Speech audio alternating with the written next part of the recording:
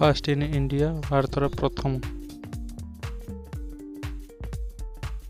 प्रश्न भारतर प्रथम राष्ट्रपति किए? डॉक्टर राजेंद्र प्रसाद।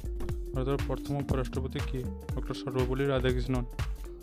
भारतर प्रथम महिला राष्ट्रपति किए? उत्तर प्रतिभा पाटिल।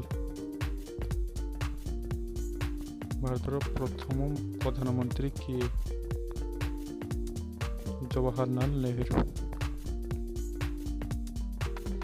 भारतर प्रथम सिख प्रधानमंत्री किए?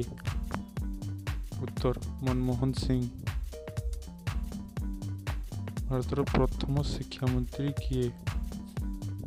उत्तर मौलाना अब्दुल कलाम आजाद। भारतर प्रथम गृहमंत्री किए? उत्तर सरदार वल्लभ भाई पटेल।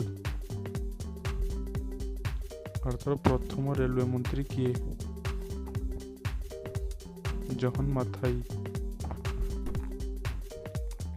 भारतर प्रथम महिला रेल मंत्री किए? ममता बनर्जी। भारतर प्रथम अर्थमंत्री किए? आर.के. शनमुखन चेत्ती।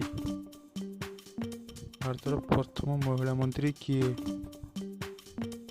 राजकुमारी अमृत कौर। भारतर प्रथम बाचस्पति किए? गणेश वासुदेव मवलाकर।